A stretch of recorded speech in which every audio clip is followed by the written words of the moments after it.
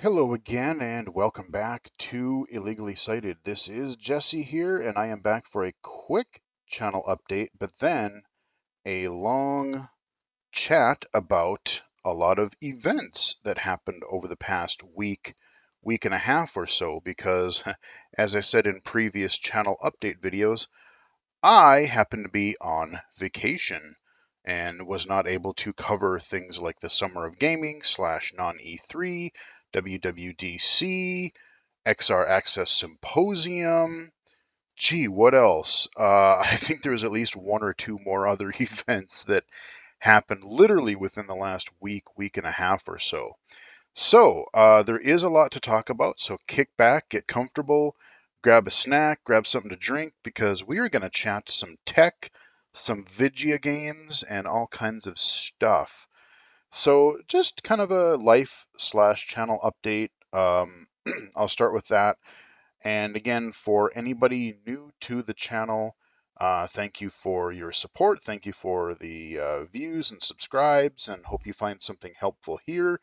Everything is divided into playlists, so I cover anything from accessible games for totally blind players, iOS, PC, console when applicable, low vision spotlight videos, games you need some vision to be able to play. I am a legally blind gamer myself, of course. Hardware reviews, geeky stuff. I just released a video of a new collectible that I got, which is really pretty cool. Yes, a wearable Doom guy helmet because yeah, it's Doom. I had to. So geeky stuff like that, like collectibles and stuff that I have. I said hardware reviews, stream archives, a few Let's Plays, but not too many. Like I said, there's a lot of stuff. VR accessibility, virtual reality accessibility, and all kinds of stuff there. I cover games and experiences there. So again, check out the playlist area. You'll find hopefully something there that will be of interest to you. I do unlock videos every Monday, Wednesday, and Saturday, sometimes more often. And, like if there's a special accessibility announcement of something really cool, if there's just something else really neat happen, like an event or game release or announcement that I'm just super excited about, or, maybe it's a holiday or just for whatever reason. Like I might be doing some bonus videos within the next few days or week or so on the channel for you guys now because Steam Next Fest is coming out, and holy hell, are there a lot of there are a lot of games, even retro first-person shooter demos that I want to play and hopefully cover if they're cool. But before we get into all that, I'm going to talk about that in a little bit. But yeah, like I said, just letting you guys know, like I said, I was on vacation for the past week, a little over a week and a half or so. Got to leave, went back home to see my family. It was honestly a pretty nice trip. I hadn't gotten to see my parents, my family for like 2.5 years because of this whole COVID crap. I thought about going home last Christmas, but there was still a little bit of shakiness with the whole COVID thing. And I knew that I was going to be coming back for my brother's wedding this summer, which was also another reason that I did go because, like I said, with all the tech events going on, I would not have normally gone this time of year because there's so many things I wanted to do and cover. But yeah, I mean, it was really a nice vacation. Like I said, I finally got to see my parents again. They're doing well. Got to hang out and chat with them, both my mom and dad. Um, got to see my brother, of course, went to his wedding. That went off really well, actually, last weekend. Kind of disappointing seeing as how they invited a lot of people, and a lot of people just ended up not showing up. I don't know, like some people, they had other things going on. There was a few people that got sick. I know one of my cousins, actually, my aunt told me they came down with COVID because they got back from a Disneyland trip or Disney World or whatever, and their family got COVID. So hopefully they're doing okay. Um, but yeah, I mean, there's a lot of people, like their friends and just a few family members and stuff, that really should have shown up that didn't. So I feel kind of bad for them about that. But otherwise, I mean, it was a really nice. They had a really nice like ceremony, and just after, a reception and everything. They had everything in my brother's backyard essentially, which was really nice. It was an outdoor wedding. The weather was a little hot for part of the day, but it wasn't too bad. But I mean, everything was, everything went off really well. Um, they had the wedding outside in their backyard, and it was a really casual thing. Everyone was just kind of in jeans and a nice shirt or whatever. Um, they had their ceremony in the backyard, like I said. They had kind of not really a dance, but kind of a reception. There was going to be more dance stuff, like formal dances and things, but it was kind of weird because, like, after the whole reception, and they did their little traditional party bus bar crawl sort of a thing after the thing. So a lot of people ended up sort of leaving before the dance really would have started. So it kind of just turned into a small little bonfire in the backyard, which to me, I much preferred that anyway. Um, but I mean, the people that were there were really good. I got to see some aunts and some other relatives and family friends. I got to see some people that I hadn't seen in years. So that was really cool, just kind of getting to catch up with some people. But it was really nice just, kicking back. I, honest to God, did not touch a computer for that entire time. I never touched a keyboard. I did check my phone a couple of times, like a few times I checked a couple trailers out from like some of the Summer of Gaming stuff. I didn't watch any of the conferences live. I just kind of checked in on the interesting trailers that I found later. So I didn't even check that out. But I never touched an actual keyboard, a computer keyboard, for over a week. So it was kind of nice, I checked Twitter a few times here and there, but largely just unplugged, um, you know, deleted some emails here and there on my phone. But other than that, it was just seeing the family, enjoying the outdoors, getting a little bit of sunburn, drinking a lot for a couple of days. So that was pretty fun. But yeah, family's doing well. Got to see some friends. Got to see my parents' cats. I've talked about them before when I've gone home. They have several cats in their house, and they are all great. I like them all, and yep, got to play with them and just got to be with them, and had a lot of good home cooking. Really good stuff. Got to have our local pizza place that is just nothing compares. It's so good. My mom and dad's home cooking, grilled out several days of the week. So yeah, good times. But as good as it is, it feels really good to be home. It feels great to sleep in my own bed. It feels great to be done with the train trip. Not that I minded the train so much, but like going out there was fine. It was on time, everything went well. But on the way back, well, we arrived. My dad wanted to get up there really early. Turns out way too early. And by that time, it was a late night trip. So we were supposed to get on at like 11:37 p.m. And we arrived like several hours early. Went out and grabbed supper, but then had to just kind of hang out because everything in Devil's Lake just they said, oh well, we're gonna close at 6 p.m. So there's really nothing to do.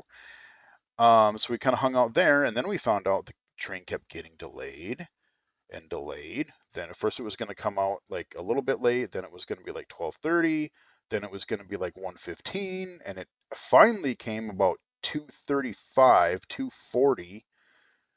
So it was like a little over 3 hours late. And then part of the trip seemed to take forever, and then we kind of hauled ass for a while, made up some time, and then toward the end of the trip it got really slow again, and like I don't sleep really well in the coach seats, especially on the way back, because every seat was literally filled and I was next to somebody and I just couldn't really sleep. So by that point I was getting really tired, and like I said, it went okay. It's just like the long waiting and then just I don't know. Like I said, if it was a fun trip and it was a great vacation. Um, and it really got to mix things up because you kind of get in your routine. I've been working from home during the pandemic, and you kind of just get into your, like I said, your kind of routine. You do your thing. This is what you do, and it was really just nice to break away from that. Like I said, get outside, um, see the family, and all kinds of stuff. So that was really cool. Um, Glad they're doing really well. Glad my um, glad my brother got married, and glad they're doing well. Um, so yeah, that is just kind of a personal update. Thought you guys might like to, know a little bit there. But yeah, due to me being gone, I missed out on a whole bunch of stuff. Interestingly, one of the first things that I missed, that I kind of did a little research on my phone on because I'm like, whoa, what the hell? Um, it seems like the last few times I've gone home, there's always been some crazy announcement of like somebody leaving a company or something majorly changing or something. And this time was no different. Early on, found out that Jeff Gersman of Giant Bomb and former GameSpot um, fame, shall we say, Jeff Gersman was basically the last founding member of Giant Bomb. And as of like about a week and a half ago, he left. Yeah. They had their announcement, and it was worded kind of strangely. It was kind of like, well, Jeff Gersman and Giant Bomb have decided to part ways, and blah blah blah. And it's like, nothing was really said. I don't know legally if they can. Maybe there's some sort of NDA or something like that. Maybe we'll find out later. But I don't know. I kind of got the feeling that maybe they had merged sort of back in with GameSpot or some other company or something again. And, maybe, he just wanted to keep things, like when Giant Bomb started, they were keeping things really small. They were really able to do their own thing. And I don't know. It's just, like I said, maybe, I don't know if there were things coming in to say, well, you have to change your content. You got to be more like this if you're going to be part of this, partnership thing. I don't know if he was just getting tired of like just wanted to start something new or whatever. But like I said, it almost sounds like he part of like it. I like I said, I don't know. All we can do is speculate. But I don't know if it was like if anything ended on any bad blood, maybe with management, or maybe not, or maybe he just wanted to end it and start something different.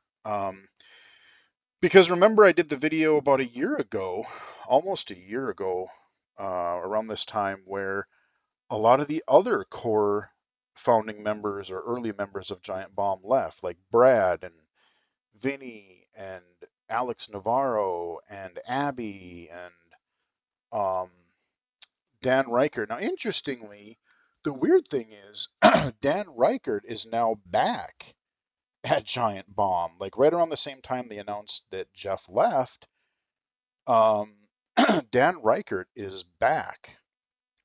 So he was doing a little wrestling thing for a while, but I guess he's full time back at Giant Bomb now. So, I mean, I like him. I get a kick out of Dan. He's a character.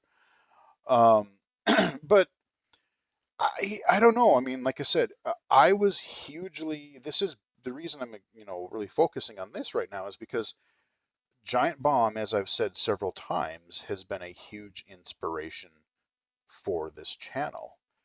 When I started, I called the low vision spotlights quick looks. Go back and look at some of the early game videos I did. I called them quick looks because I liked it wasn't a formal review where I read from a script and I will tell you about the graphics on level 7.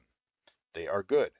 No, I like to I love the idea of showing a game, just playing it, if it's good, if it's bad, if, for whatever, good or bad or anything in between. I just like that sort of way of showcasing a game, more informal, less scripted. And so that's what I based a lot of how I do my content is along those quick looks. And it was just a really huge personality driven website. Again, you had Jeff Gersman, Ryan Davis, rest in peace, man. Ryan Davis was awesome.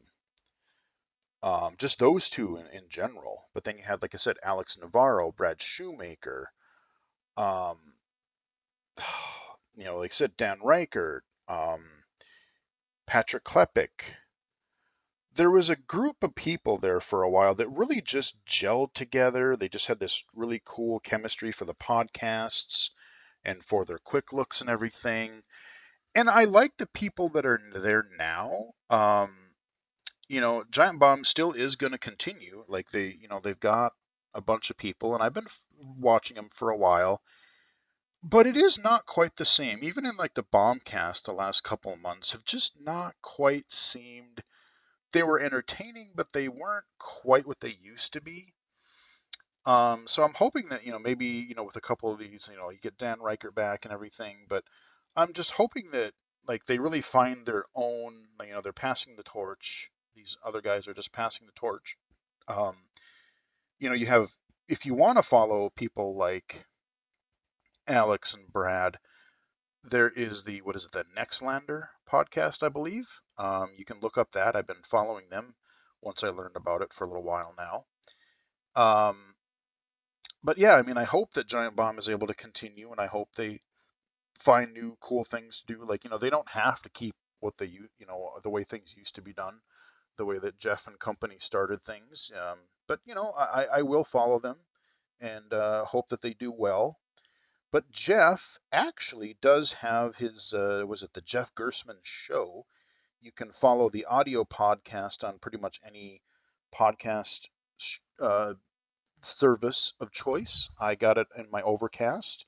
You can also follow the video version on YouTube. So if you do want to follow Jeff, sounds like he's kind of starting over and sort of doing his solo thing, maybe having some guests, I guess, sometimes. And he's still just sort of figuring it out. But he really just wants to talk really, I guess, gaming and listen to his first episode or two. Like he's got a kind of a short pilot thing, and then he's got like an episode 0, and then the episode 1. He kind of goes into his thoughts on like what he would like to do. And I really like his sort of I like his analysis and just the way he talks about games. Like Jeff is somebody that I've always really closely followed. So I'm glad he hasn't totally given up gaming and we're still going to get to hear from him. So that is the first thing that happened. Um, there's so much I had to write it down. And there's even some things that I thought of now that I didn't even add. I will talk quickly about the XR Access Symposium. I didn't attend all of it. It was a 2-day thing. It was on June 9th and 10th. I attended most of the first day, and there were some pretty good sessions in there. They had some panels, they had, some sessions on different topics. Um, and like I said, it was good. Some of them were talking about some of the projects and things that we were working on as the group. Again, there was some focus on, like why is accessibility important? What can we do to be more inclusive? Whatever? Where are there problems? And you have to have those sessions. You do, because there's always somebody new. There's always somebody that has to start from square one. I get that, but like I said, I'm kind of at the action stage right now. Like I want to see something happening in virtual reality or augmented reality, XR, if you will. I want to see, actual things coming to the public, things that are outside of the research lab, some things that are, going beyond. What if we did this? Or, here's our problem. Like this is our problem, and then, uh, the captions aren't really good here, or blind people can't play VR because there's no screen reader, or how do you take like an accessible object model and make it so that, oh, if you're in a 3D environment, how do you, I mean, these are totally challenges that we have to figure out, that we have to kind of standardize, like you have alt tags for images on the internet. We these are things that we have to do, um, so that, and again, it's not just for visually impaired, but like a lot of the things that would help visually impaired as far as like screen reader access, somebody, let's say, who needs a switch, who needs switch access, somebody with a severe mobility impairment, um, they need to be able to jump between these objects linearly. So being able to label and move between and navigate through, different objects and things in an interface or an environment, that's all things that'll be really good.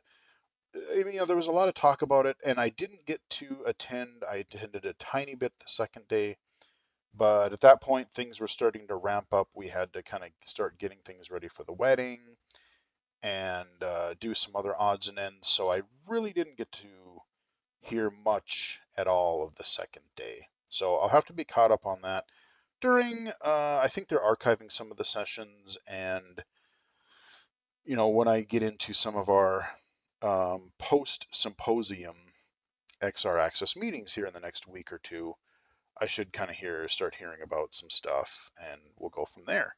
So not really much to say about the XR Access Symposium, but I'm really, really glad that this group exists. You have XR Access, you have the XR Association that we're kind of doing partnerships with.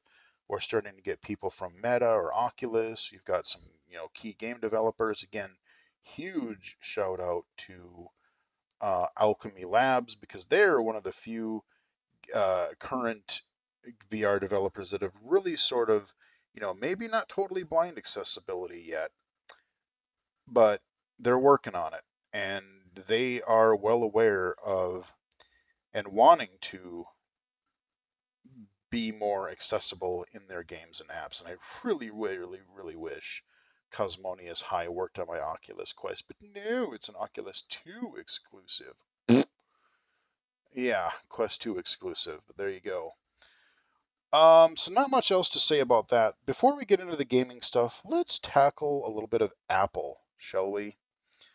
So Apple's WWDC, I did actually catch this keynote. I did kind of set aside some time for that. Things were pretty chill. So I did catch that on that Monday. And I'm going to go in a little bit different order than they did. But I'm going to touch on some of the things first that I really didn't I really didn't know much about or really didn't care as much about. I mean, the Mac, they really didn't show too much. Their main thing here was that they focused on this this stage manager, which it's kind of almost making it more iOS like. They're trying to be like, well, hey, maybe more people that are used to iPad and iPhone, try to get them on the Mac because there are plenty of people, even like myself, who we will use like I use the PC 99% of the time, but I have an iPhone. Um, so the stage manager, sure. I don't know. I mean, it looked a little weird, but like I said, as not a huge Mac user, I don't know what a regular Mac user would think about it. But it seems like they're definitely trying something new there. They did focus on gaming a little bit, surprisingly enough. They were talking about their metal thing that they introduced a couple years ago. It seemed like they were trying to attract a few more developers and like, hey, our Macs, our M1 Macs, M2 Macs, there we are pretty powerful. Um, maybe you guys should developers should make games for us. And I mean, I see a few more games coming out. Um, but I don't know. It kind of just seems like an uphill battle. Like I don't know. You almost have to get enough people.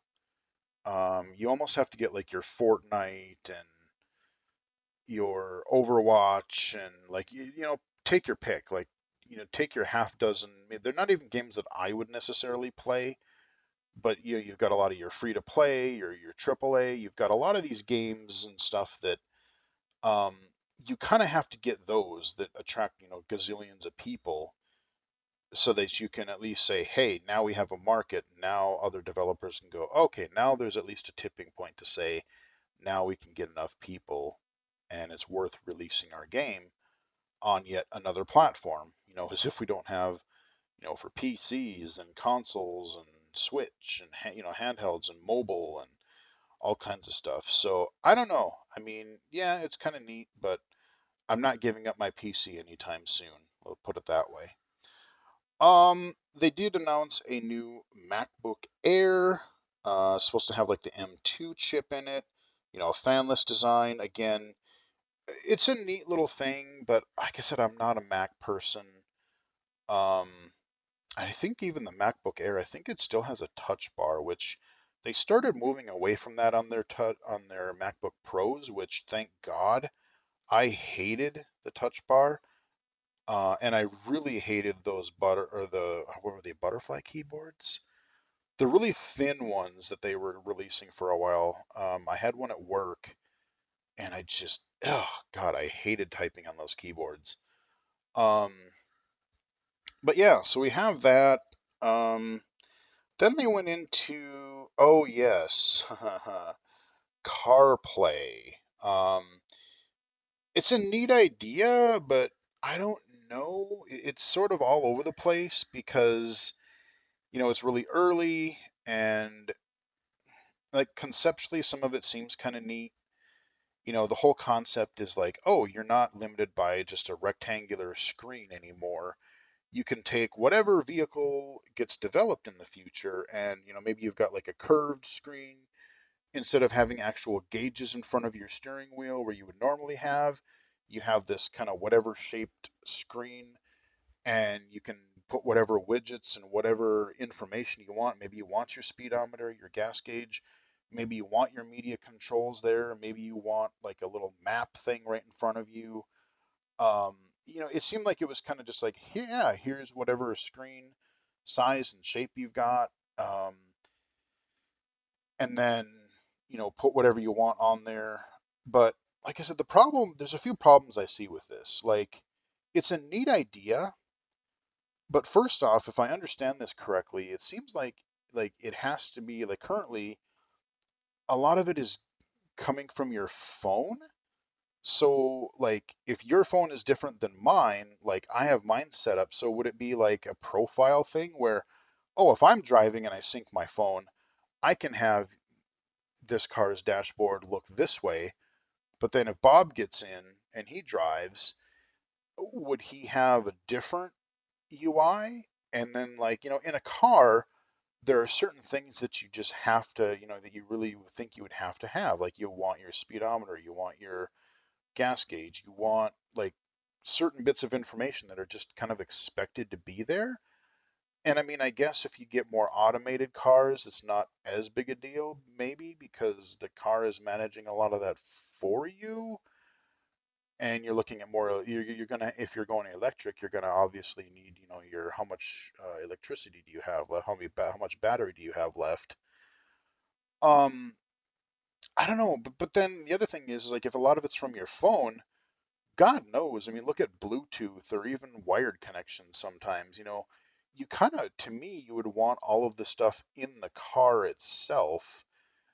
God forbid, oh, you're going down the road and oh, I lost my connection to my phone that manages all this crap. Um, That doesn't sound good. Like, if I lose my Bluetooth headset connection, I just lose audio for a minute. But if I'm traveling down the road at 65 miles an hour and something goes wrong and a lot of it is being controlled from my phone, I don't know. That sounds a little more risky, shall we say? I don't know. And who knows? There's always been this talk about Apple making a car. Are they making a car? Are they not making a car? I don't know. Maybe. And maybe this is kind of just a gauge of like, well, here, let's throw this up to other developers or other car manufacturers. Will anybody put it in their new vehicles? And then they can use this as a testing ground to see what works and what doesn't. And then Apple can come along later and go, okay, now we are going to make our closed system car um, that uses these types of UI and features and stuff. I don't know. I mean, is it I don't know. I mean, part of me thinks it's kind of cool. Part of me thinks it's like almost like vaporware that I don't know if it's going to go anywhere because our other car manufacturers going to accept it or whatever. Especially since Apple, if they make something, they want control over all of it. They don't want other people access to adapting their code or changing their code. So I don't know. For something that I can't even really use because I can't drive, it's still sort of interesting. And as if we get self-driving cars, or when we get self-driving cars that a blind person can access theoretically way down the road, then we will think about these types of things. But CarPlay, yeah, interesting. Spent more time on that than I thought I would. But then we go to iPad. iPad multitasking, again, it's really weird because they're trying on one hand it seems like they're trying to make the Mac more like the iPad, but then they're trying to make the iPad more like the Mac. They have this sort of multitasking thing where it's almost like another dock kind of a thing. You're not restricted to just snapping windows to key areas anymore. Like you can have, what is it, like four windows on a screen now, but then if you put it to an external monitor, you can have like up to eight or something. And I think they can be a little bit more freeform as to where you put them. So like you can have kind of things tiling over each other or snapped to different corners, or I don't exactly quite know how it works, but I mean, I'm cautiously interested in it, but I don't really know because even the multitasking that's in iPad right now, I don't really use much because I just never found the gestures to be that. They seemed finicky and I just never really got the hang of them, especially with voiceover. I knew they worked and you could do it, and I played with it a little bit in the beginning, but I just never really got all that into it. And even if I'm doing things visually, usually if I'm doing something visually, I'm playing a game. If I'm using voiceover, I'm using my email or the internet or, another app. But like, I guess I don't know. I don't really use the multitasking as it is, so I don't really even know how much this new stuff I'm going to use. But again, they're trying to kind of make the iPad more Mac-like or more computer-like, I guess. Um, so there's that. Moving on to, well, then you have like the watch, which they really didn't spend a lot of time on either.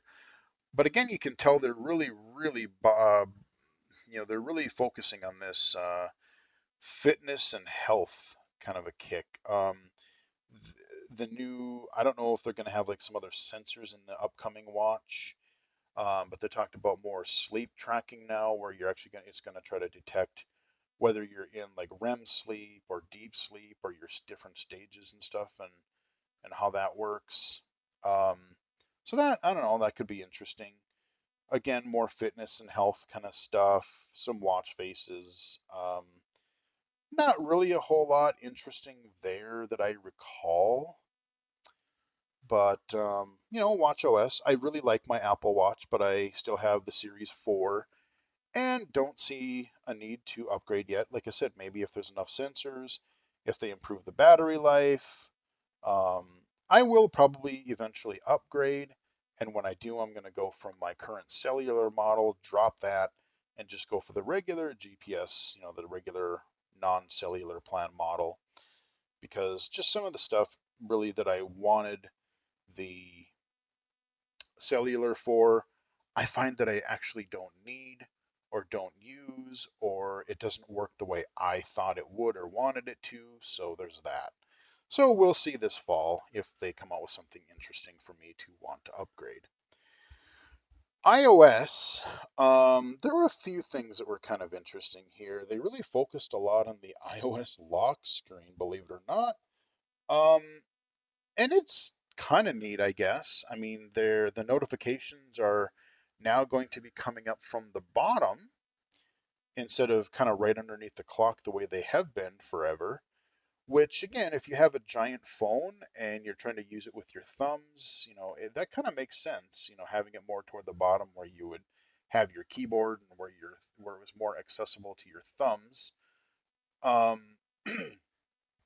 and there's all kinds of other customization things. They focused a lot on like widgets now, where they're trying to actually do more with interactivity with widgets, where it's not just viewing some information, like you can do some basic more interactions with it. They're opening it up to third parties more, so developers can do some more things with their widgets, but they're also trying to kind of keep you from needing to update your phone. So instead of getting, let's say, during a sports game, instead of getting 17 notifications every time there's a major, uh, something major happening in your favorite football game, let's say, you'll kind of just have this widget that can update on the fly. So you have this widget that'll keep track of, let's say, again, a sporting event or maybe a flight or travel thing, like maybe your train or plane status.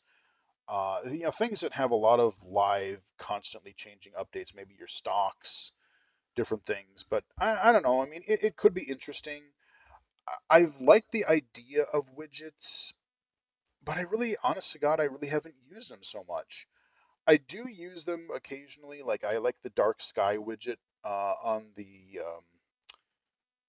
what do you call it? It's not the home screen, but that when you go all the way to the left, whatever the hell that screen is called. I do use that on occasion because I just glance and see what the rain is like or see what the temperature is like, that kind of a thing. I do like that, but again, there's a lot of these things that are cool in theory, but either I've just gotten so used to the way I've always done things on the phone, or for whatever reason, I just don't use them as much as I thought I would. So we'll see. Let's see.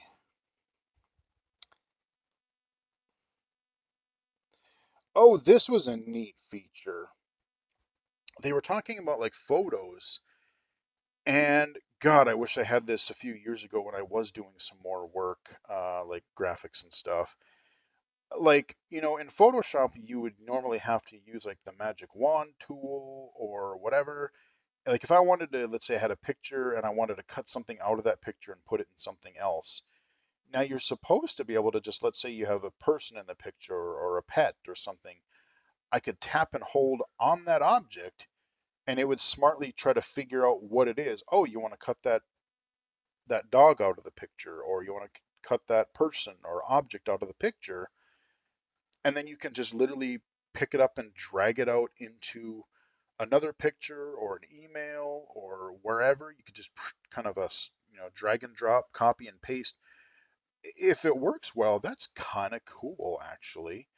Um, because that takes a lot, believe it or not, it seems kind of simple, but there's a lot of AI that has to happen because it really has to know, okay, what is this object that you're trying to manipulate, trying to copy, and then intelligently figure that out. That's pretty cool. So if it works halfway as well as it could, that's neat. That's kind of neat. Um, let's see. Undo messages, of course, that was a thing that they really focused on as well. They're talking about messaging, and I think what is it, like up to 15 minutes or something, you can recall a message that you sent. I talked about widgets. Yeah, Matter and gaming. Oh, the one thing that I am really intrigued about, and it's not just Apple, but Apple mentioned it there. They talked more about privacy and security, and I forget what the organization or the system that they're developing is called, but like there's a bunch of people, I read about this a few weeks ago, where like Google, Microsoft, Apple, they're all trying to work on this collaborative um, security to basically kill passwords. And I say good effing riddance because passwords, especially nowadays, are a complete pain in the ass. Passwords suck.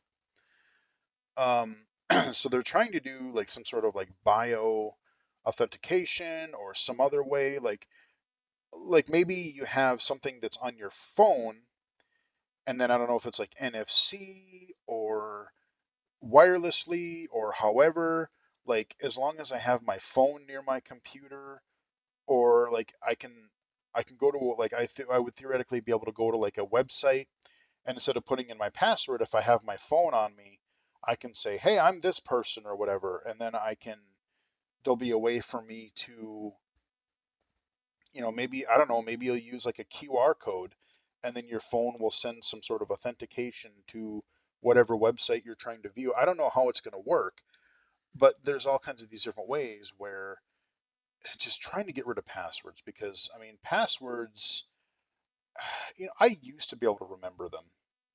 Yes, I had several accounts and things, and I tried to differ them a little bit, but the problem is like we all have 18 gazillion passwords because every service, every website, every app, anything that you have to log into has to have a username and password. And especially a lot of the work stuff, it's like, oh, my job, a lot of our different things that we need to access, they make you change it. Our domain passwords, our website passwords, our whatever passwords, change these every 2 months. And that's just asking for less security because, oh, that means, they're looking at it like, oh, we're trying to be more secure so people can't just,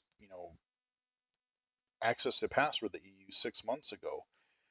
I get that, but with everyone needing so many passwords, people are going to logically fall into bad password habits. I know there are randomly generated password things that you can do, and a lot of people do that, but a lot of people don't. And no, passwords, good for them. I really, really hope this becomes a thing in the next, let's say, 5 years, because passwords, yeah, they suck. They need to die. Thank you, drive through. That is all. So yeah, we'll see what becomes of that. Um, let's see, where are we? I talked about that.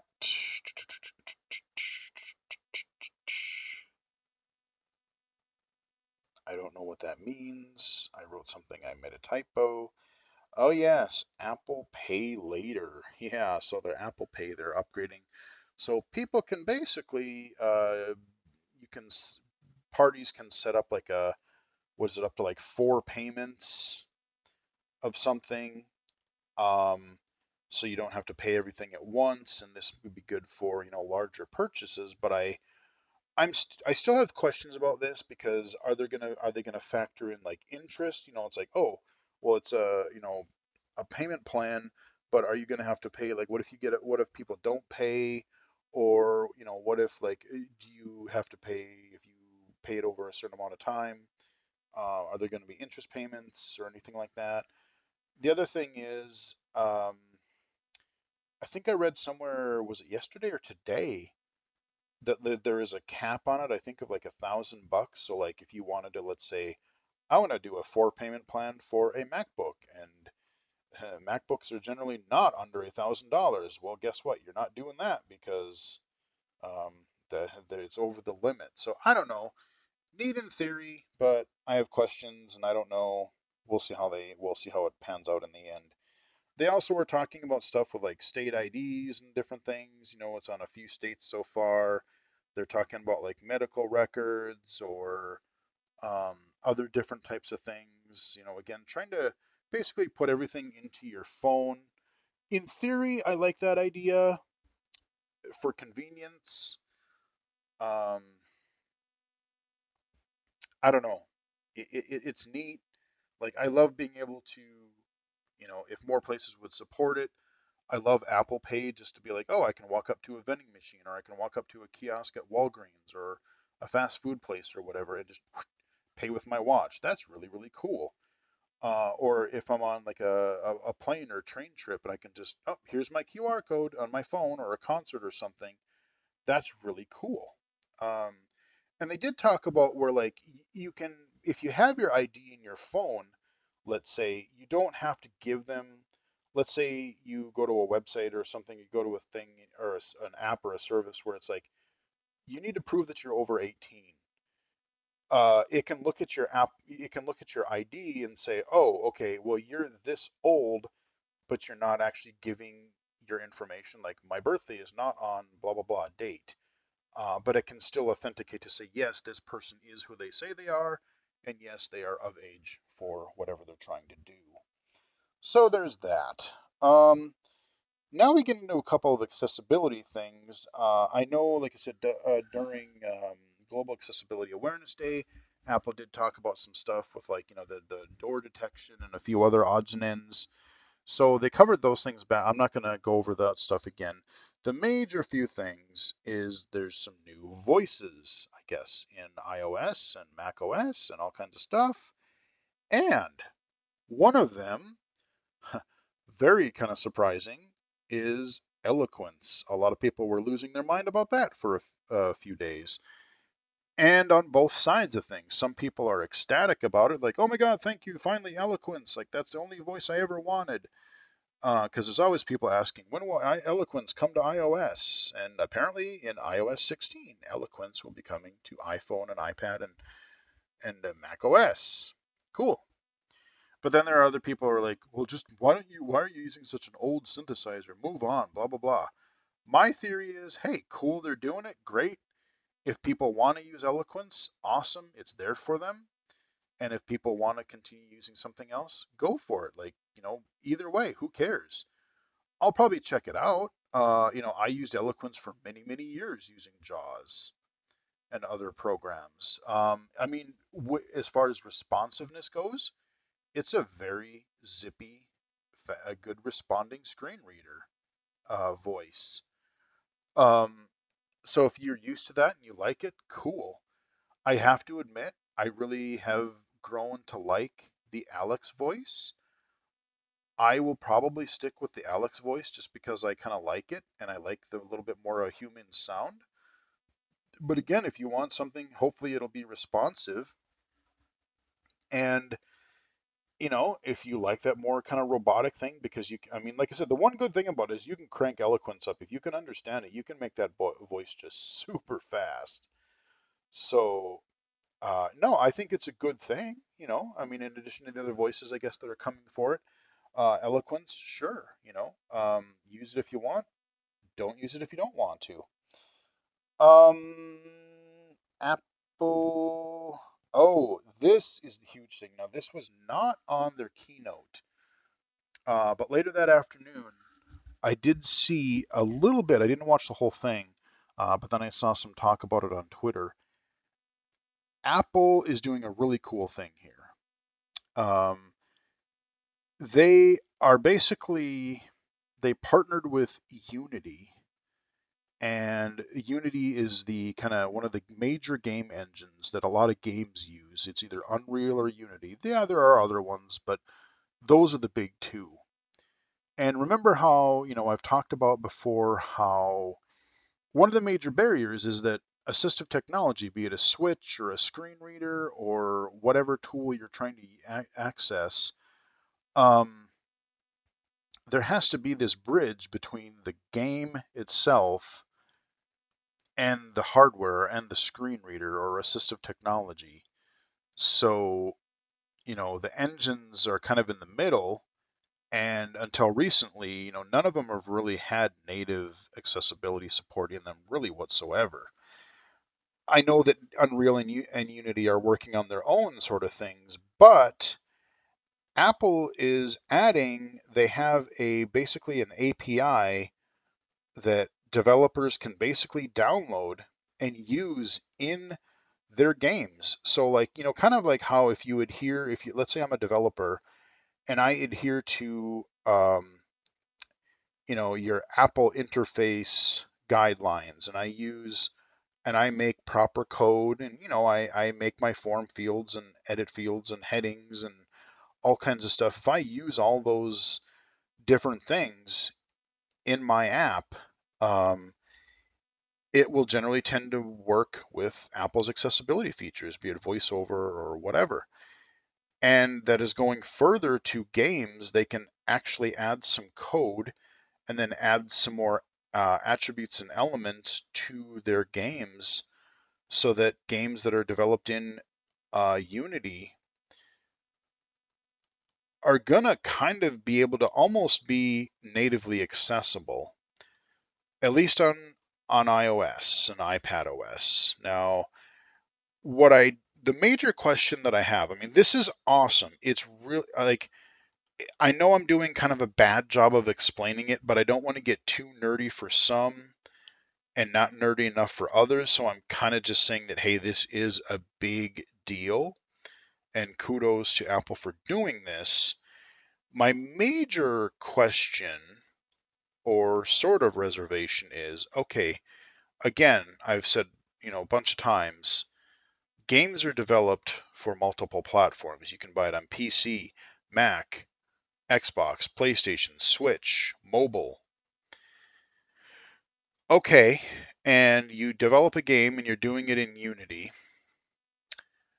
I guess it's going to be kind of like, your Xbox or PC, especially PC, where there's been games like Eagle Island or Skullgirls, where the PC version, because of how the PC works and what technologies and assistive technologies it supports, there are features in there like I can use a screen reader with Skullgirls on the PC. I can't do that on Xbox or Switch.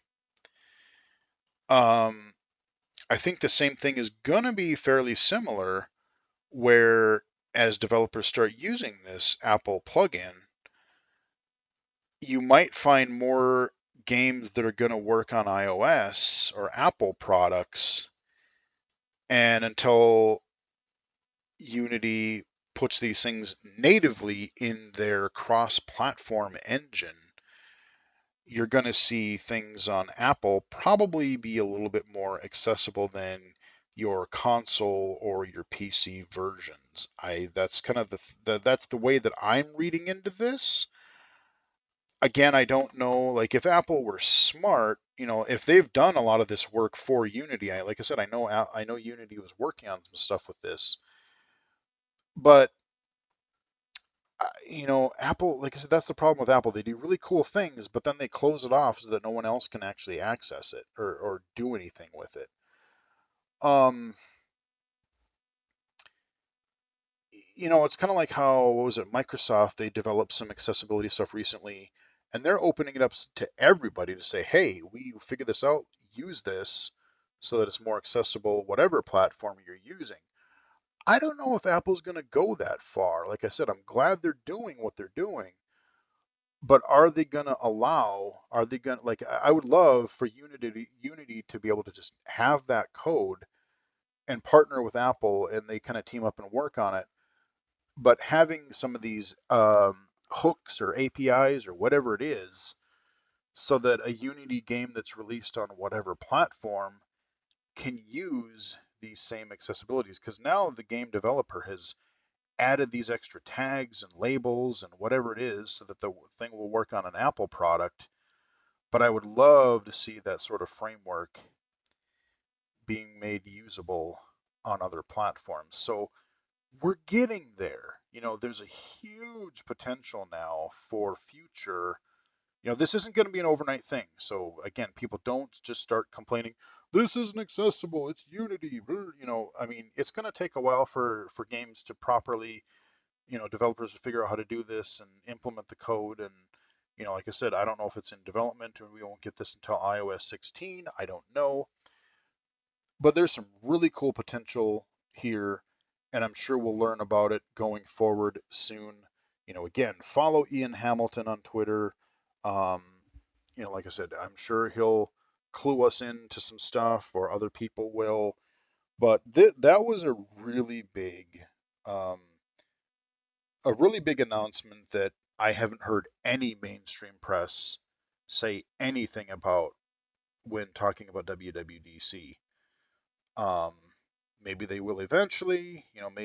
Again, accessibility is kind of this like feel good. Oh, let's do a feel good story every once in a while.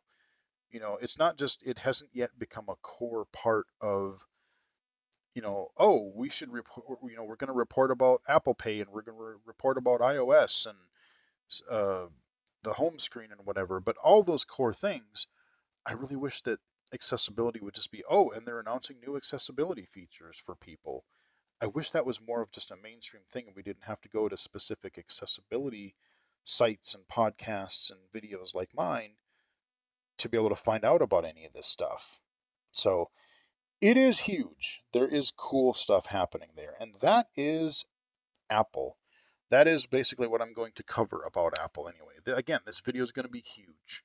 It's going to be long. And I will put chapter breaks in here so you can find what you want to talk about.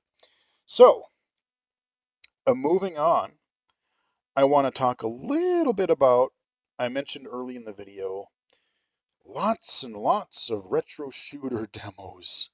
We have Steam Next Fest this week.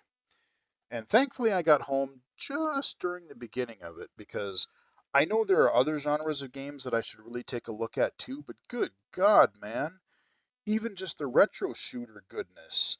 I literally in the last day and a half have downloaded, I think at least, I would have to say at least a dozen retro shooter demos or demo updates. Like I know Trepang 2 has a demo update. I know Agent 64 had an update. But just brand new ones, there's at least 10 to a half a dozen that I want to take a look at. So if I can play these and if they're cool, I might do some demo time videos for you guys and have some bonus videos for you guys in the next week, kind of to make up for not being able to cover um, all of the Summer of Gaming events this year, but also just because I want to give people, especially if something's really, really cool, I'm thinking of one in particular I played earlier, Metal Hellsinger. Man, that game, I suck at the demo, but it kicks some serious ass. It is a rhythm-based first-person shooter. I covered, BPM, bullets per minute last year, which was, I wanted to like it, but there's just something off about it. There are no difficulty settings in the demo, but I did get confirmation from the developers on Twitter earlier today that the full version of Metal Hellsinger will have difficulty levels. But this is like you're playing an interactive heavy metal cover come to life. I mean, it is just glorious. The music is awesome. And you fire and reload and just do everything to the beat. So you got to have rhythm and be good at a first person shooter. But it is just, oh, it is unique and fun and really, really cool. So and I don't know, like some of these demos stick around. Some of them are only available during Steam Next Fest. So if there's something really cool, like Metal Hellsinger, I want to get a video out so you guys can try to download it for yourself if you so choose. Because, yeah, I will just say if you can see some, I know you need some vision to be able to play it, but if you have enough vision, download the Metal Hellsinger demo because it is badass. And it's coming out in September. Yeah, looking forward to that. Um, but yeah, I mean, all these FPSs, man. We've got, like I said, Trepang 2, Agent 64, Metal Hellsinger, Sulaco. They've updated it from the Patreon demo that I played last month. But I also really, really want to cover this game because now we're allowed to because it's a public demo. I couldn't cover it even though I could play it last month. We kind of had an NDA. But like, this is that it's a GZ Doom mod and it plays not there's no slow motion in it, but it plays like Fear meets Doom, and it's really hard, but really, really again very cool. So there's a lot of stuff. I mean, and then there's a couple games that came out in early access or just came out. We have Project Warlock 2. I kickstarted that. That is in early access, and I saw Blind Ryan's video. He sent me a shout out to Blind Ryan. Man, the lighting that they changed, I saw from the demo that we played earlier. Oh, I mean, and the shotgun and just the jibbing, it's so meaty. I really want to play this. It looks so good. Time Shifters. I did a video of the demo for this a while back. Kind of a Time Splitters, GoldenEye-esque first-person shooter. That is out now. I bought it right before vacation, but didn't get a chance to play it. Oh, this isn't a shooter, but tomorrow, as I'm recording this, by the time you see this video, it'll be out. Teenage Mutant Ninja Turtles, Shredder's Revenge. The Summer of Gaming, we got a trailer that announced Casey Jones as a playable character, but more importantly, June 16th is the game is coming out. It's on Xbox Game Pass. It's on consoles. It's on PC. I will probably just I will, it's great that it's on Game Pass, but this is a game that I absolutely will love. It's the Turtles. It's a brawler. I will more than likely just buy it on Steam and probably the Switch even, because it's just something I want to own should I never not have Game Pass in the future. I want this in my library. I need this in my life. Yeah, Shredder's Revenge is out tomorrow, and I'm going to be playing the hell out of that this weekend.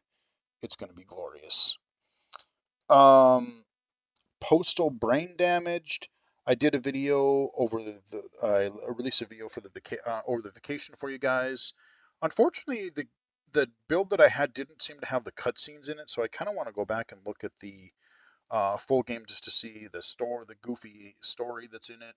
I might stream that game at some point, so we'll probably see a little bit more Postal Brain Damaged.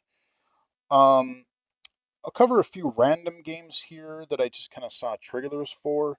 Sonic Frontiers. This is that open world Sonic game, which I've seen a few minutes of gameplay footage of it, and I don't know. I mean, part of me thinks it looks kind of neat, but I don't know. I mean, part of it really just depends on like how the world is constructed and what kind of things you'll be able to do. I mean, the combat mechanics maybe look a little stilted, but there's some potential neat ideas for like grinding on rails and the traversal stuff, especially with Sonic moving so quickly. That's his spiel. Um, I don't know. I mean, it has potential. I know a lot of people are seemingly kind of negative on it. They're kind of down on it, but I'm not going to run out and buy it right away at launch, probably. But I am intrigued and I do want to know more um, because it just is something a bit unique, especially for the Sonic series. And boy, that series has had a lot of ups and downs in the past. Um, System Shock. Yeah, this is another one that I backed on Kickstarter a while, but they're doing a new trailer for that. That game is looking really, really solid. All of your Deus Ex, your Bioshocks, really System Shock started this kind of thing. Your immersive sim, as they call them. Yeah, it's a first-person shooter, but it's a lot more than that. There's so many systems going on. And they're basically taking this, like, I tried to play the original back in the day. Chris had a copy, and like the interface of it was just so clunky. Like System Shock 2 actually played better, and I played that, but System Shock 1 was just, to me, it was so damn clunky. But they're updating, of course, the graphics and some of the systems, but they're making the game just actually more playable, which is a great thing. I'm looking forward to that. Should be coming out hopefully fairly soon. Again, you've got your New Blood and Night Dive games. These are two studios that really do a lot with. They really do a lot with like Night Dive does a lot of the old school shooter revivals and remasters, like your Turok and Doom 64 and a whole bunch of other things. And then you have New Blood, and they're doing really cool things with shooters. You've got like Gloomwood, Graven. Um, there's just I mean Dusk. There's like I guess there's some sort of HD update or something coming to Dusk as well soon that they're doing. Um, but they're doing so many great things in the kind of retro shooter area, so they are definitely something to watch. Um, let's see. We'll move on. So those are just some kind of stray things that I wanted to mention. Xbox. Let's cover the Xbox Bethesda stuff. So Xbox, the one really interesting thing is apparently they announced where there's some Samsung TVs that is you can download an Xbox app, and just like how you can stream Xbox games to your PC or your phone and whatnot now, you're just going to be able to, if you have an Xbox controller, just be able to stream Xbox games to a TV. So you could play like Xbox Series games and not even own a console, but you could, if you had a certain Samsung TV that would have to support that app, um, and you had the internet bandwidth to handle it, you could stream all of your games if you wanted to. So again, as bandwidth gets better, if hopefully they put the clamp down on these ISPs and knock this crap off of bandwidth caps, potentially streaming games could be kind of a thing, and that's kind of a neat step toward it. Minecraft Legends, that's kind of an interesting thing. Seems kind of like a real-time strategy sort of a thing. I don't know that I'm going to be into this one quite as much, but the art style looks really cool. And I'm wondering if they're going to do any accessibility features like they did Minecraft Dungeons. They did some really neat stuff there, especially with like going through the world and like you would pick up a weapon or you'd know what something is before you picked it up. Like, oh, here's an apple, here's a sword, or here's some arrows. They did some really neat accessibility stuff in that game, and so I'm wondering if they're gonna put some of like it. I'll be willing to check it out because it'll be Game Pass, and so I'm hoping maybe they'll apply some of these accessibility features to this new Minecraft Legends game. So that's going to be something potentially to look forward to. I like the way that they're taking not just the core Minecraft game, but they're actually, branching it into really kind of like I really enjoyed Minecraft Dungeons far more than I expected to. And I need to really play it more because they've added a lot of extra content since I've played it. Um, they've also merged the Minecraft Java and then your Bedrock edition into one thing, so you don't have to have or like buy both of them. You have a Mojang or you have a Microsoft account, and you're just going to get both of them. So that's really nice. They've kind of unified that a little bit.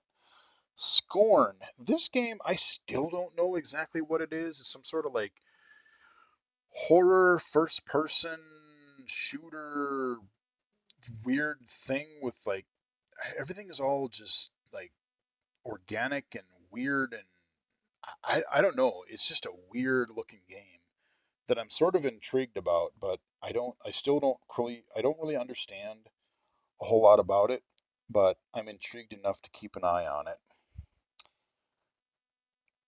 Pentiment, I don't really quite know. I know a lot of people were buzzing about this one. I looked at the trailer and it seems like there's a lot of like reading text from text bubbles and things like that. It seems to be kind of like an adventure type of game or something. I don't really know fully what it is, but I mean the art style looked cool.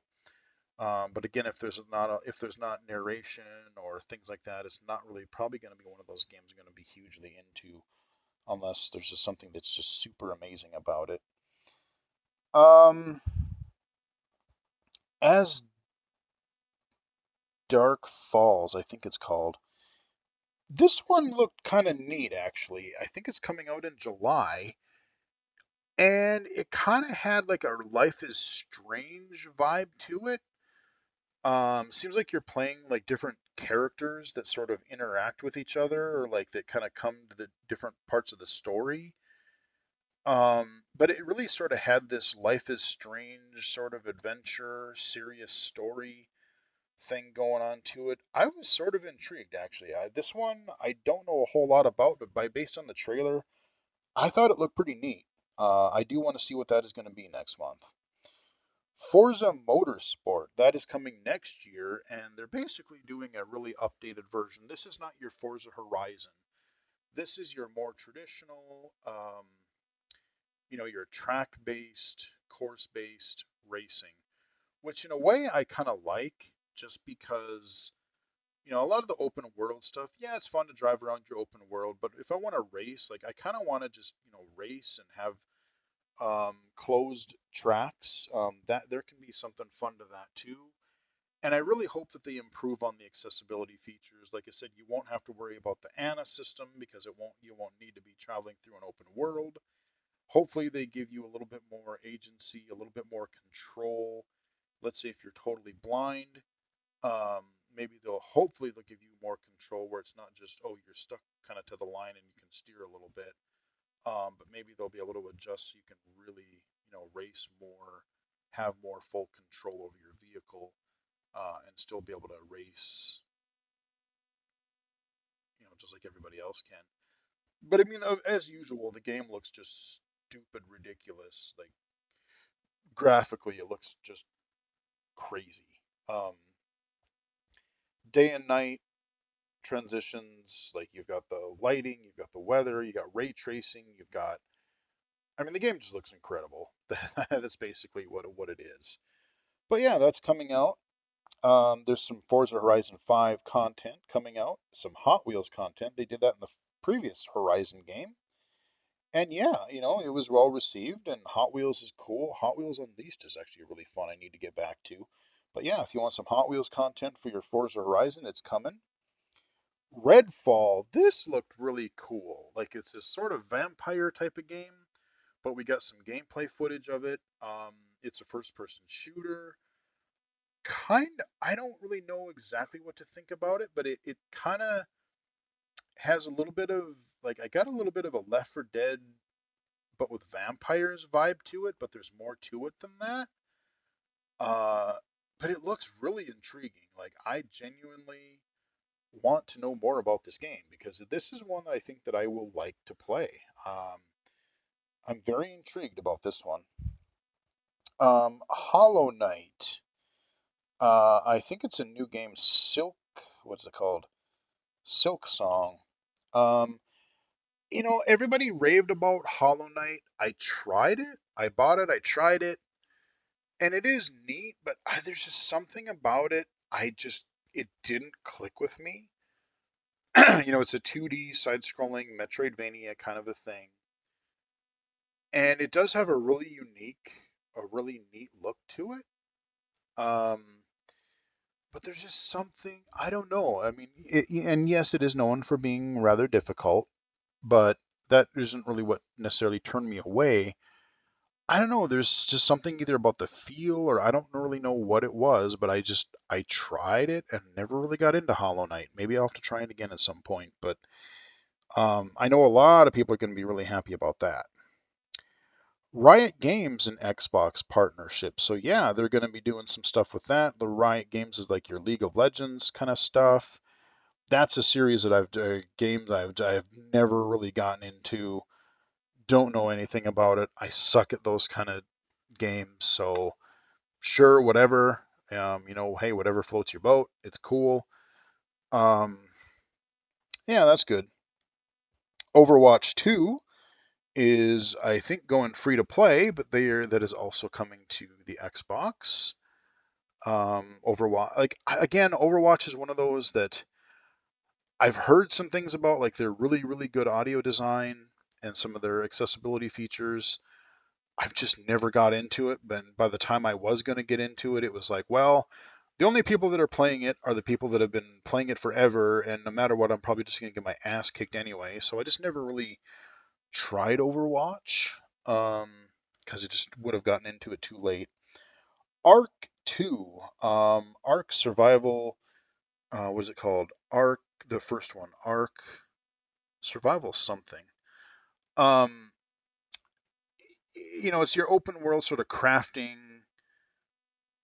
dinosaur type thingy. It looked really neat, and it was one of those that I started looking at in early access, and then again, it's one of those that just you really, really got to put a lot of time into it in order to like figure it out and get good at it and just really do any progression. So I just never got around to the Arc, and Arc 2 looks interesting. I mean, it looks good, but I don't know, man. I don't know if I'll have time for it. We'll see if I get around to that one or not. Diablo 4, I have really mixed feelings on this because I felt kind of burned, and part of it was my fault. I should have waited. But there was all this hype for a short time about the Diablo 2 remake that they released. What was it, last year? Blizzard released last year? I think it was last year. Um, where they were expected to have some screen reader or text to speech support in it for like your inventory and menus and things. And largely for me, that is what I need because I can play the game visually, you know, hacking and slashing enemies, that kind of a thing. But it's all the inventory management and quests and like all the text stuff that just drives me nuts about these types of games. And to my knowledge, they never did, I don't think, add the text to speech support into Diablo 2. And because I think there was some confusion because I was kind of led for a little while to understand that some of those types of accessibility features were going to be there. And then it was, oh, it's not going to be there at launch, but it'll be there shortly thereafter. And I think there was like a little sale or something, and I picked it up, and I have yet to really play it because I've been waiting to play it until those features are added, but they just haven't been. So I'm not going to get hyped for Diablo 4 until I know that some of these things have actually been implemented because I gave Blizzard some of my money on the pretense that, hey, I wanted to support the developers just because they were doing some of this accessibility stuff. Now, again, around that time, I felt a little bad too because like, oh boy, do I want to support them because of all this shit going on with all the, you know, uh, people with their bad behavior and shenanigan. I don't even know what you call it, but all the crap that's been going on with all the Activision, Blizzard, lawsuit stuff and everything. But I'm like, well, if there's like at least they're trying to do one good thing and trying to be more accessible, but then even that didn't happen. So meh. This one's basically until I hear something good, accessibility wise, I'm not even gonna bother. I'm not even gonna really look into it. Um, Wulong. This looked really neat. It kind of seems to be like another game that I want to get around to playing, this Neo series, NIOH, and it's kind of this actiony hack and slash type of thing. But it looks really neat, like a third person type of thing. I forget exactly what the story thing is, but it looked pretty cool. Um, I do want to know more about that. Wulong. Persona on Xbox, Persona 3, 4, and 5, and I believe they're coming to Game Pass too. So these are huge RPGs that a lot of people love. Um, Especially everybody raves about Persona 4. And I did pick up on sale Persona 4. Again, surprise, surprise, haven't gotten around to playing it yet. My pile of shame just grows exponentially larger every day. But they are coming to Game Pass should you want to try those out. Again, you're going to get a shit ton of gameplay for those if you want to, but again, they're not blind accessible with all the text and whatnot. Hideo Kojima is partnering with Xbox. That was kind of an interesting little surprise. No specific games were announced, but the creator of Metal Gear Solid and Death Stranding, who knows what kind of batshit crazy thing he's going to create next. And apparently he's going to do some stuff with Microsoft. So, yeah, this isn't probably gonna uh, this isn't gonna produce anything probably for the next couple of years at the very least. But it's a cool announcement, so expect something weird and strange in the next, oh, I don't know, 3 to 5 years, I would say. And then we have Starfield, Bethesda's new RPG that we've been wanting to see some gameplay for some time, and we did. And it looks interesting. It kind of looks like Fallout in space, but No Man's Sky, kind of. But they did clarify later that you can't just go seemingly from the surface of a planet into space and then onto another planet. Like it's not a seamless getting your spaceship on the ground and then travel and then fly in space and then land on another planet like No Man's Sky. It's kind of like, oh, you do your thing on a planet and then you go into space and you do your spacey stuff, and then you load or whatever, and then you go on to another planet or another moon or space station, whatever. Um, it looks neat. I didn't notice it in the trailer, but I know some people were commenting like apparently there were some like there were they during the trailer they showed some people, some NPCs or something that were like walking weird or like walking backwards, or I forget what the deal was, but there was some traditional Bethesda open world jank present even in the trailer that I didn't personally notice or was able to see. Um, but I mean, I'm still interested. I mean, it could be a really interesting game. I've seen how they've done Fallout. I've seen, that Bethesda can make a shooter. You know that they can make an RPG. I don't know how janky this is going to be. They did say that there's going to be like 1,000 planets and different things. There's different like solar systems and different and things. And that would have impressed me several years ago. But honestly, part of me thinks that's just overwhelming. And hey, look at how big we are for the sake of look at how big we are. Because one of the two things is going to happen. Like either, you know, well, I don't even know, but like my guess is that you're supposed to be able to land anywhere and explore the whole planet of whatever planet you land on. But I don't know that are some of these going to be procedurally generated? Because, I mean, are the developers really handcrafting an entire planet's worth of activities and stuff for 1,000 planets? You have to imagine there's going to be a core set of these that are handcrafted for story missions and major side missions, maybe. But then you get to, like, just going to explore for resources or to hunt down bandits or space pirates or whatever. Go collect this thing, kill that thing. Um, are there going to be procedurally generated planets? Are a lot of these planets going to be fairly lifeless and boring? I mean, I don't know. I mean, part of me, like, yeah, in space, I would almost rather have like a good, let's say, even hell, let's say 10 to 20 planets.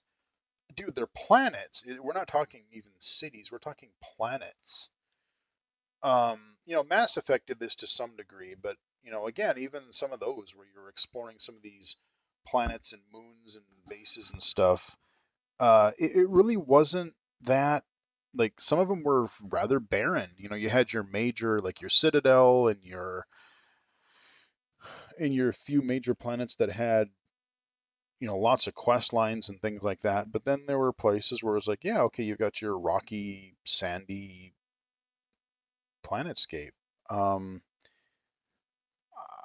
I mean, I'm just sort of curious. Like, yeah, it'll be cool to go out and explore, a whole bunch of different planets and things, but I don't know if that works to its advantage or disadvantage.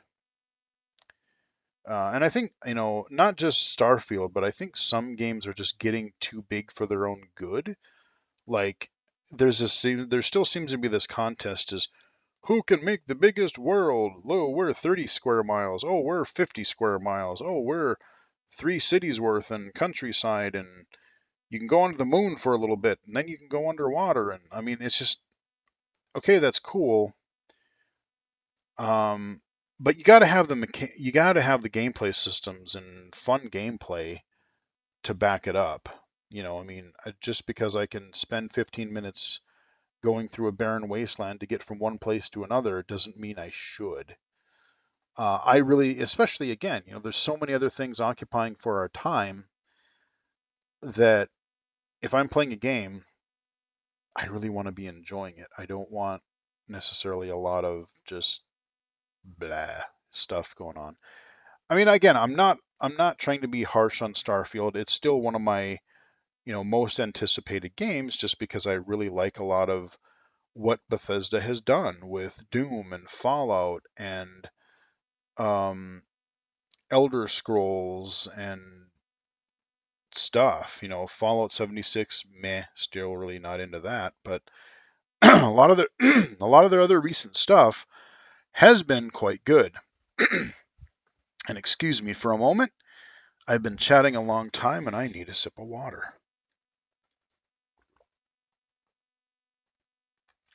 Or a swig.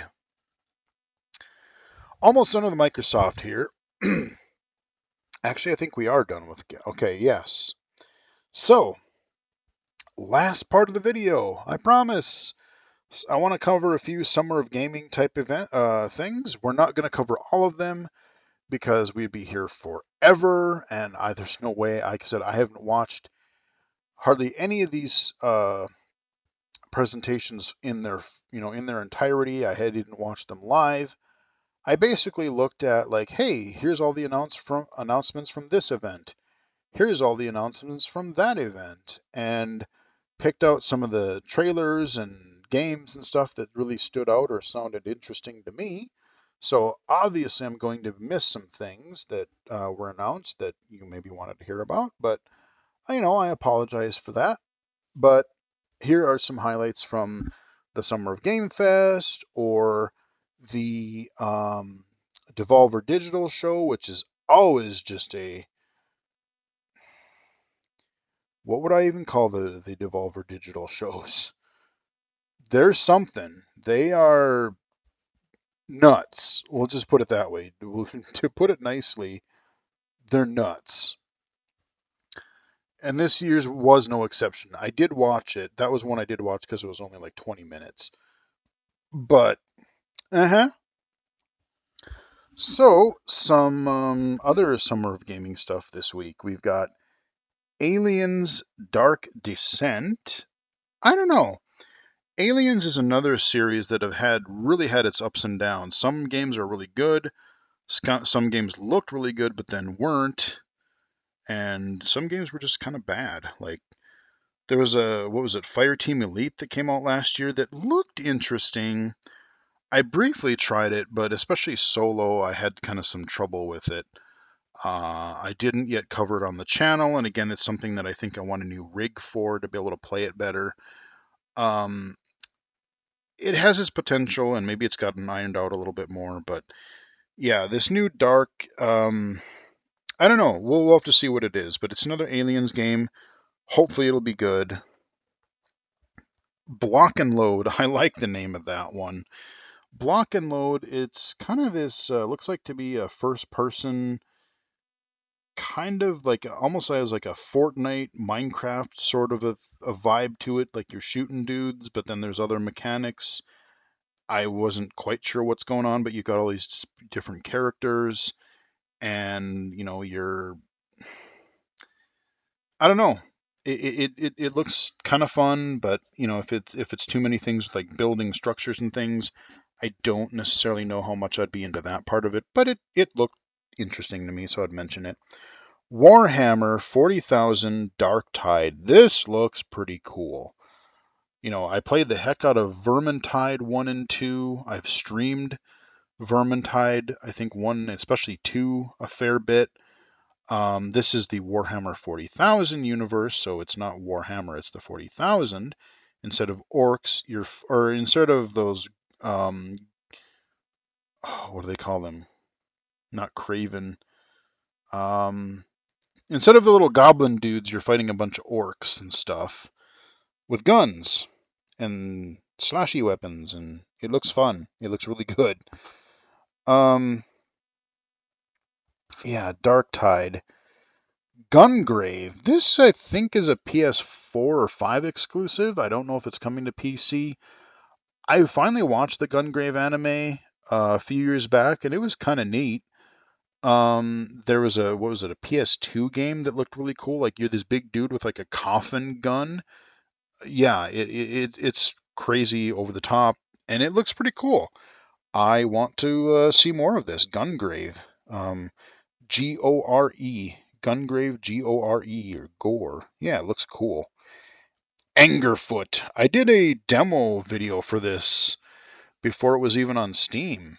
But apparently this is another demo that I don't know if it's updated since I last played it, but this is a first person shooter that is really, it's fast paced.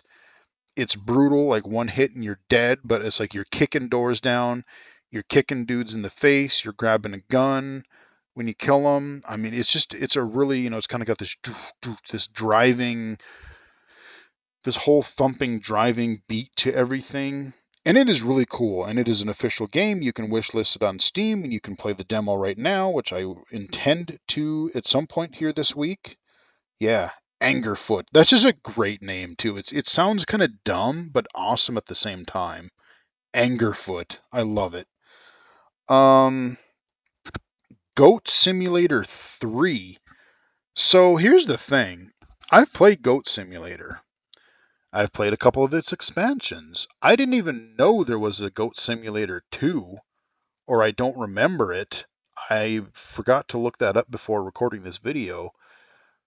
So I don't know if they're being snarky and they're just jumping to 3, or I totally somehow missed out on Goat Simulator 2. I don't know.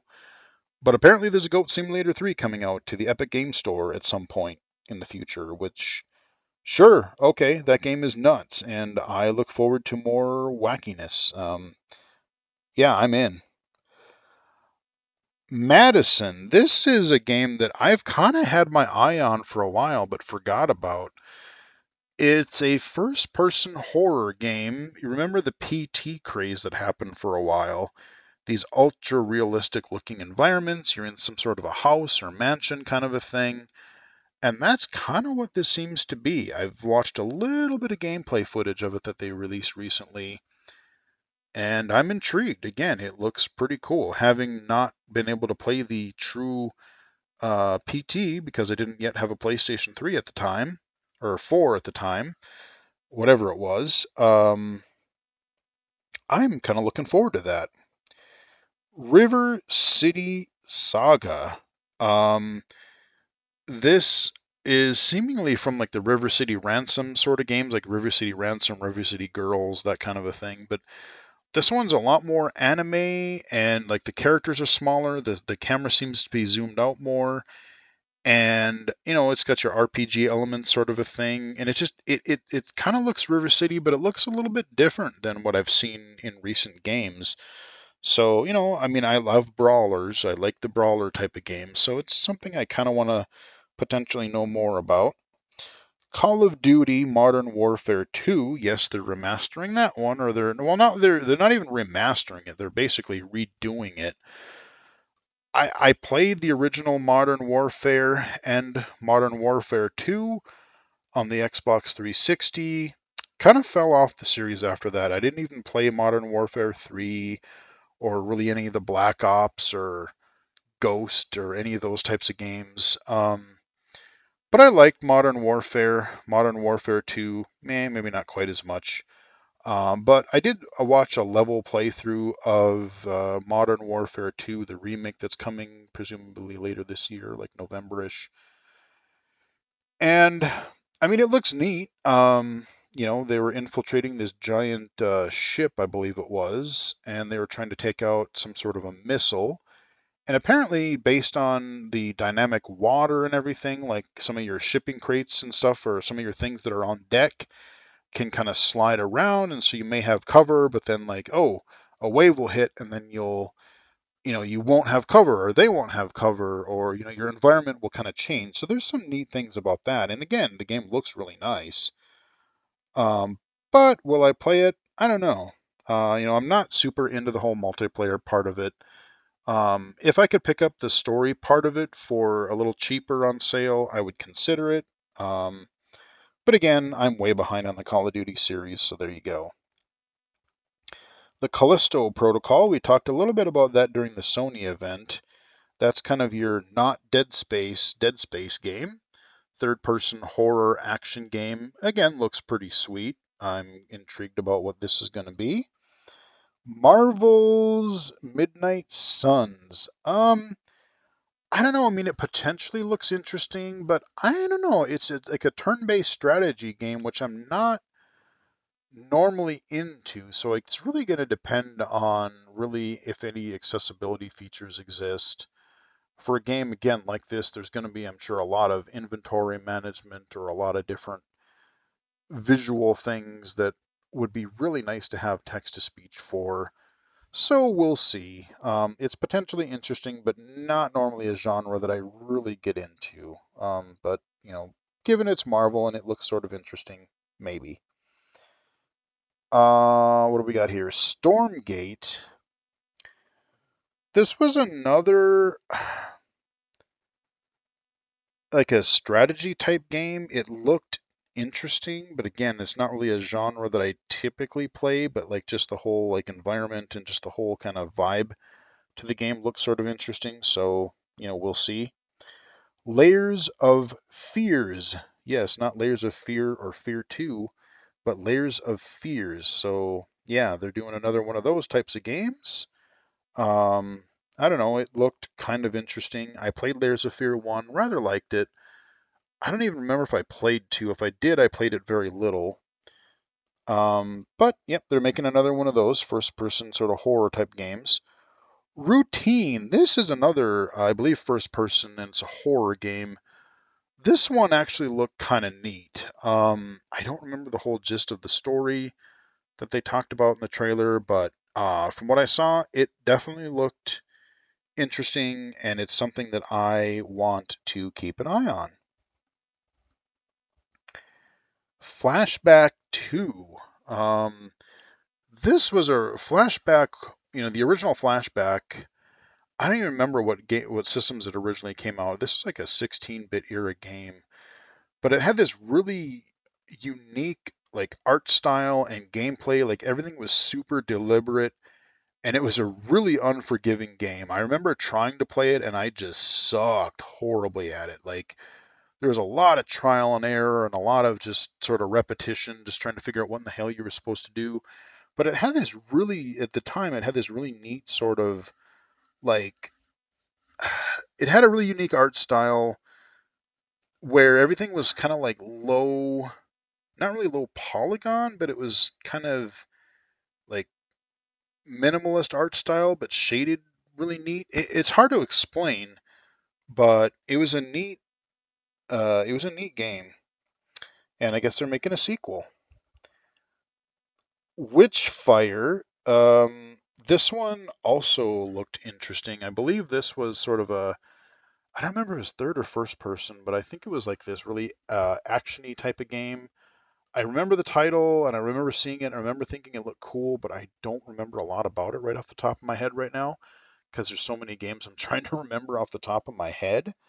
But there's that, and then there's Outriders, World Slayer. Some new content, I guess, for Outriders, which again, a lot of people were sort of down on last year. Came out early 2021, and this third person shooter, kind of a looter type of thing. I enjoyed it. I actually finished the game. I liked the fact that it had the little waypoint marker guide that you could put up on the ground, so it helped trying to find your objectives. But I actually rather enjoyed that game a lot more than I thought I would. So potentially I would be into checking that out. American Arcadia. Or no, Arcadia. This looked neat. I don't know exactly what the gameplay is going to be like, but it's kind of like this really sadistic Truman Show type of thing where like everyone's in this world and like you're always viewed on TV and you go about doing your life thing and then like but if you do something out of you do something that they don't want you to do, then they come after you and it kind of turns into this like a what was a movie not Demolition Man Running Man. It almost seems to almost be like this like part Truman Show, part Running Man type of like, oh, you done fucked up, man. You gotta okay, and then there's somebody that's trying to help you escape this city or this world that you are stuck in. Um, Again, it's a really neat idea. I like the idea of kind of being in this like this sort of reality show and seeing where that goes. There was a game, I think it was called Devil Inside, I think is the one I'm thinking of. It was a 90s game or early 2000s. I remember trying to figure this one out. It literally like a couple weeks ago, like right before vacation. And it was a neat thing because it was a third person game where you were on some sort of reality show and you were like fighting zombies or monsters or something. But the neat thing, the way that they did their cameras and their camera control is you had literally cameramen behind you and you would switch, you could switch between the cameramen to get their angle, and that's how you would view the gameplay. So they would try to frame the action, and then you could choose like, oh, I'm gonna be this cameraman and follow my character this way. Like it was a really ambitious game that I remember being kind of really jank at the time and hard to play in a way. But I love the idea of it, and I would love to actually go back. I wish that was restored somewhere, or I wish we could play that somewhere because I would like to take a look at that again. But this sort of gave me that vibe, this American Arcadia. Cuphead, Delicious Last Course. So we're doing another Cuphead expansion kind of a thing. Very cool looking game, but again, very difficult. And I suck at these kind of games. Some of even like the foreground background issues on some of the levels are make it really hard to see, so it's a little bit tough for me to play. But it's a solid looking game. What else do we have? Neon White. I think this is actually either out now or out very soon. It's on Switch and PC. I remember playing briefly a PC demo of this, I think late last fall. It's a bright and colorful looking, like, first person shooter platformer type of thing where, like, you're fighting these demons that are trying to get into heaven or something. And, like, there are a lot of these, like, short levels where you're trying to, like, get to the end of the level as quickly as you can. So there's a lot of like platforming, dashing type of things, but then you're shooting enemies and stuff. But again, I like I like the aesthetic of it. It's kind of got this really kind of bright and colorful. You're up in heaven, so everything's kind of shiny and white and blue and whatnot. So it has potential. Again, the platforming stuff, I'm not so sure how much I'm sold on. But I will probably pick it up and check it out at some point here on PC because I do remember playing the demo and found it sort of interesting, so I do want to check it out eventually. Midnight Fight Express. This seems to be sort of like a really over-the-top, actiony, like kind of isometric brawler action game. You have weapons and things. Like I said, I don't know a whole lot about it, but from the footage I saw, it looked kind of neat. I wonder how easy it'll be able to see. They had, of course, more Warframe content. This is a game I've said even in past years. Every time they have Warframe content, I'm like, yeah, that looks pretty cool, but I mean, they have their own con for God's sake. They have TennoCon, which is coming up sometime soon. There's so much to this game that I couldn't even begin to figure out and understand any of it. It's way too far past me being able to figure any of this shit out. And there's all the equipment and weapon and mech management. There's no text to speech or anything like that, and I just don't want to sift through all that visually. So as cool as some of that game looks, it's just one of those games it's just gonna pass me by. One Piece Odyssey. Apparently they're doing a JRPG, Japanese RPG, with it, and I don't know much about. I know it's an anime. I don't know what One Piece means. It seems like a weird name, but hey, One Piece, if you're into that, might be a thing. The Quarry, I think that's either out now or coming out very soon again, and it looks neat. It's getting a lot of positive buzz. There was this Until Dawn game on the PS4 that I wanted to get around to playing and just never did. And then there's a couple pseudo sequels to it with different characters. People didn't like those as much. I'm trying to remember what they something anthologies. Something anthology is what they called it, but I can't remember. But it's kind of these, you've got these teenagers and stuff, and they're in different environments, and you're playing through as all these different characters, and people can live or die and whatever depending on what you do or don't do. But it's almost like playing through a teen horror movie, which is again a cool concept. Um, Nightingale. I don't know what this is. It's like I think it's first person if I recall, but it's a horror type game. But I remember watching the trailer and thinking it looked really cool in a way. So Nightingale is potentially one of those that I'll keep an eye on. I can't really talk much about it because I don't remember, but I remember it looking cool. Saints Row is coming out sometime later this year. I think either August or September. I think it's September.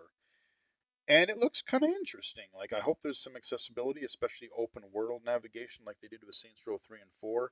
Please, please, please, pretty please keep that up because it's helped me immensely.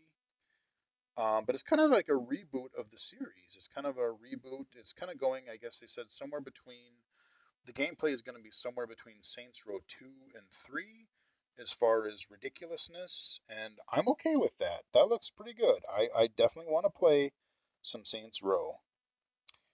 Space Marine 2. I I played the original Space Marine and I was terrible at it, but I liked it. It was a neat game, third person action game based on the Warhammer 40,000 universe again.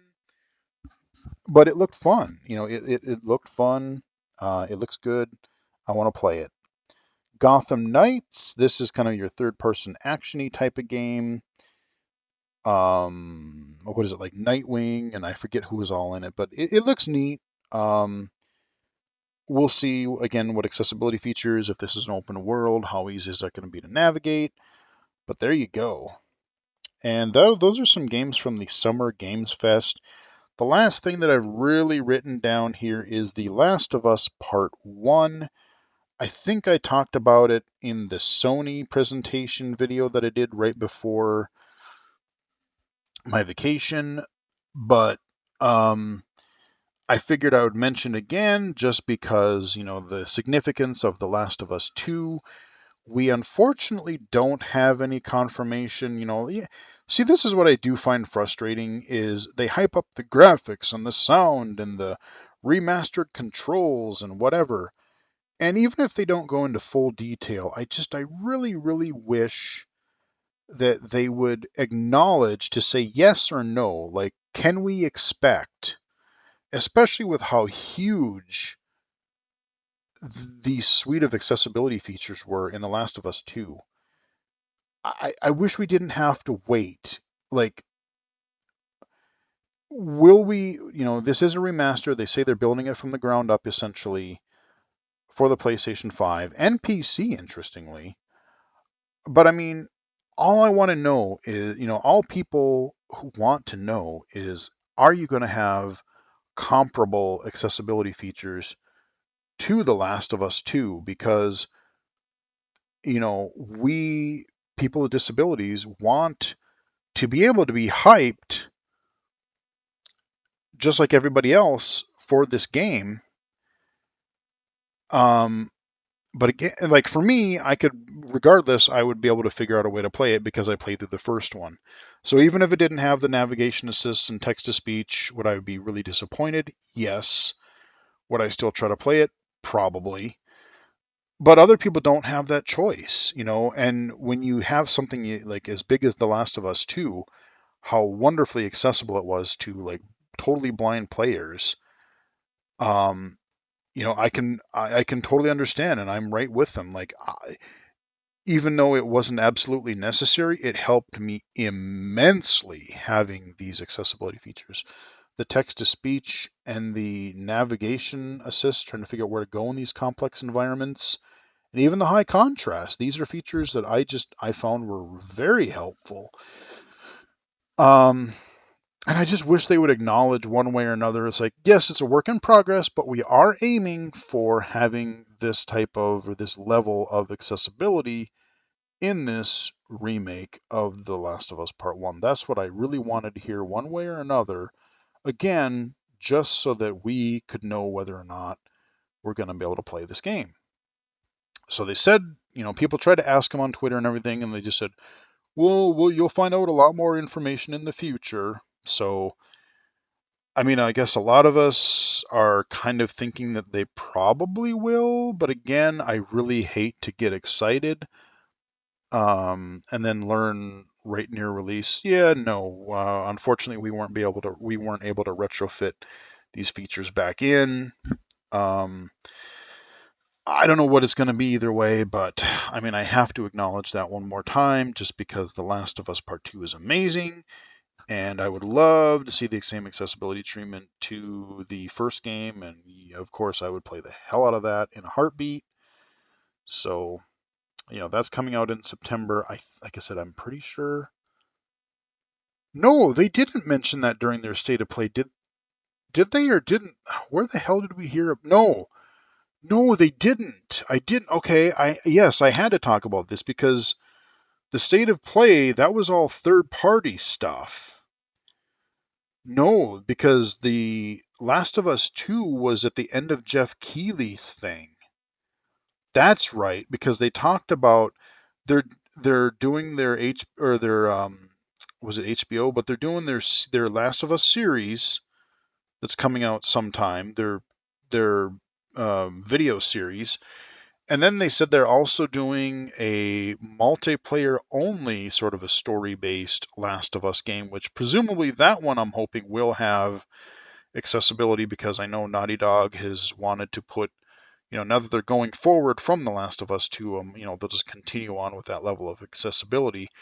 But seeing as how they're basically rebuilding an existing game in The Last of Us 1, um, I don't know if or how much they're going to put in as far as their Last of Us 2 features. But yes, I'm glad I did talk about that here because that was not a state of play thing. That was a Jeff Keighley thing. And it is coming out in September of this year. So September is looking pretty stacked. I don't remember, but I think Metal Hellsinger, Saints Row, and The Last of Us 2 are all coming out to name a few. I think there might even be a couple more, but September's looking pretty good, and I really got to get my damn gaming rig updated again because I want to play some of these on PC. So, boy, I know this has been an epically long video, but I did warn you up front. There was a lot to talk about to cram in. So, like I said, just consider this a 2 to 3 hour stream. Instead of a stream, I just did a whole nice video wrap up of WWDC, XR Access, um, Summer of Gaming event or events, and I still didn't cover everything. I know there was like the Wholesome Games Direct or something, and there was the PC Gaming Show, which I didn't even really look into. I really just kept an eye out for like Night Dive and New Blood games because those are the major ones that I'm really, really interested in. Um, but yeah, that is kind of where we are. Um, like I said, I know I've missed a lot of games, but I was not able to watch these things live, and just keeping up on everything or catching up on everything is just a task in itself. And all things considered, I think I did okay. Um, but yeah, so that is where we are. I am back from vacation, my leaving vacation. I am actually technically on work vacation. I work today and I work tomorrow. But then after that, I still have some more vacation time that I got to use. So after that, I've got about another week off, which I intend to play a lot of gammas and read and do all kinds of fun stuff. Play drums again, get back into that now that I'm home.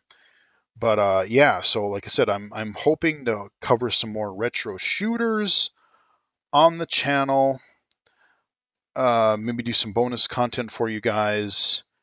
Hell, I don't know if this will be a bonus. No, this will probably be Saturday's video. Um, But yeah, like I said, we're back in it. I feel re-energized again. There's a lot of videos. And I forgot to mention at the beginning, I'm using this new headset, so I'm still trying to iron things out with that. Whew. But anyway, there you go. Hope you guys enjoyed the video. Give it a like if you did. Follow me on Twitter at BGFH79, twitch.tv/illegally cited, and illegally cited.com. And of course, youtube.com/illegally cited right here on YouTube. Excuse me, on YouTube. And until next time, I will chat with everybody again later. Oh,